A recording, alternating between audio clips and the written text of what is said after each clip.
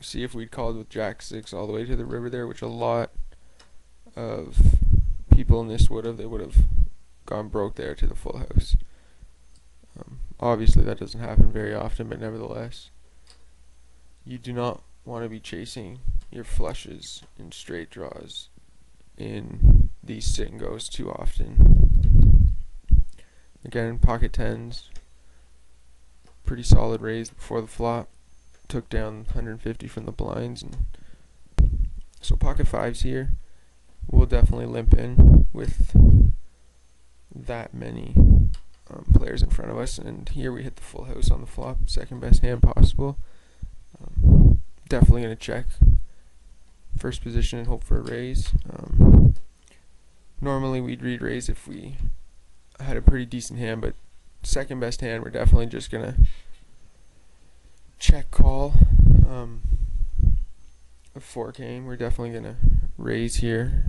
With the min bet like that, he's probably got a decent hand. He's looking for, he probably thinks he has the best hand right now. And we definitely, there's no way he has a 4. We'll bet out 500 and hope he re-raises us. Oh, we got a call. Okay.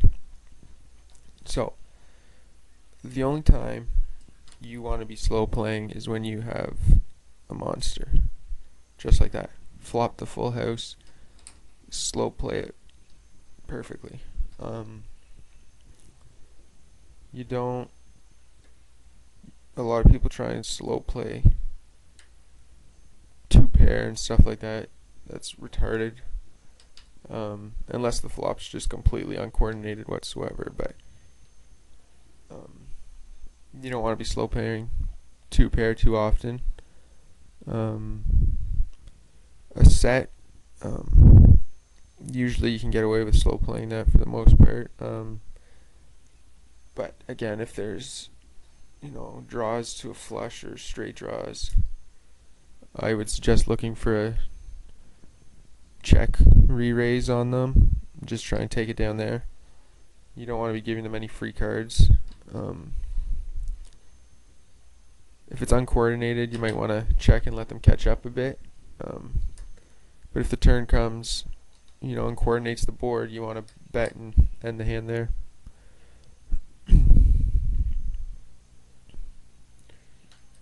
See, look at this. The fish down here. He's down 1,800. He had 6,100 at one point. All he had to do was tighten up, and he would definitely most likely have finished in the money. But he's playing way too many hands for sit and goes.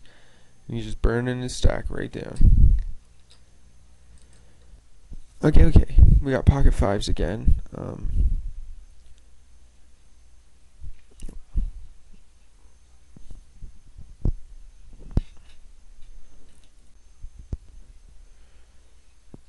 Okay. So, with no callers, no limpers, pocket fives, small blind, definitely good enough to raise it up and steal that big blind. As you can see, we're chip leader, and we have not been playing a lot of hands. I think we've played 8 now. Again, I'm just trying to stress that in these sit and goes, you don't need to play a lot of hands. Pick your big hands, play them strong, and you'll be finishing in the money a lot more. You don't want to be playing hands like the hands that people overrate. Ace Jack, King 10, Queen 10 suited, King 10 suited, King Jack, those sorts of hands. Okay, so here definitely Ace King against this small, short stacked guy. Put them all in. And when you're taking your risks pre-flop, you want to have a monster. Very strong hands, aces, kings, queens, ace king suited. And you don't want to be up against someone who can cripple your stack. Okay, ace queen suited there. A raise on the button, definitely, and actually a very good push by him. Obviously the other guy wasn't folding, but there's definitely a good chance he was just trying to steal the blind. So ace queen suited is okay to play there. Alright, we got pocket kings up against ace jack here. That was good news. That's what we wanted to see. See here, we're very, very short stacked, which is unfortunate. Queen 8 here. We're going to see what happens. So we get a fold, definitely push all in. Took the blinds down. We're going to be looking for another double up, definitely not with this hand though. We get a decent hand we're going to push with. Try and double back up. Jack 8. Very, very loose push, but these guys are extremely tight, so probably would have 2 live cards if we did get called, so it would be about 60-40, so that's pretty decent. This guy raises, we're going to push with king 10. We're just trying to get him to fold, but okay, here we got, there we go. We had the open-ended straight there on the river, and or on the flop, and hit our 10, took it down. So we're going to check this. Oh, apparently not. Okay. We're just trying to take it down there. So now we've hit our jack. We have an open-ended straight draw and a flush draw. Okay. Unless he has the ace, which is unlikely. We've probably got this. And we did. Okay. That's what we want. Now we're up to 7 grand. Pocket jacks. That's what we wanted. So we got to raise. We're going to push all in here. Mainly because it's likely that it would be a race. He might have ace queen, ace king. Secondly, he will probably fold because our chip stacks are so close he doesn't want to risk on the bubble. As a risky play, I guess, but I had enough info on these guys to make it. Back and forth. Alright, queen king. We're going to push all in here, I think. Oh. 2400, okay. Basically, okay, we got a call. Obviously, we have to call. I put 2400 in because I want to be committed with a hand like queen king offsuit with only 4 people left and the blinds that high. If I only raised, min raised like these guys are doing, I would have folded that, which unfortunately it would have worked out to my benefit. But nevertheless, queen king, very strong hand. Chip leader, definitely willing to try and put someone out with that, especially when you don't have anyone that's really going to cripple your stack left in the pot. For sit and goes, basically,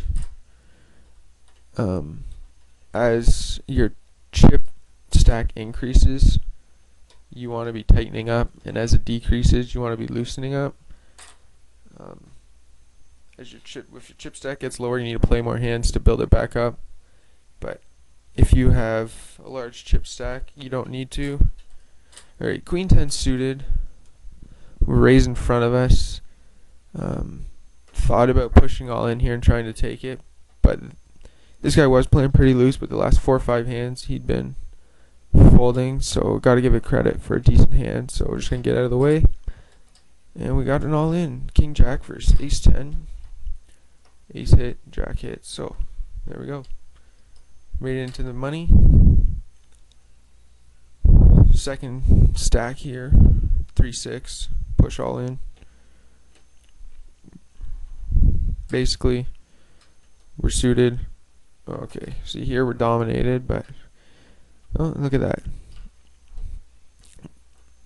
He hit his open-ended straight draw, but we hit our flush on it. So mainly we pushed because we were short stacked. I figured, I should say. The guy on my right, whatever his name is, Freak there, wouldn't have called. And if the other guy called, I had suited, connected, and most likely 2 live cards. So if either of them hit, there's probably a decent chance I'd actually win. Ended up hitting my flush and taking that. So, alright, now we're heads up. Definitely want to be more aggressive. Ace 9. Definitely call the all in. We haven't dominated. We hit our ace. So that's it. Oh, apparently not. He's got 400 left. Okay. Anyways, this is our tournament now. He doesn't have enough to come back unless we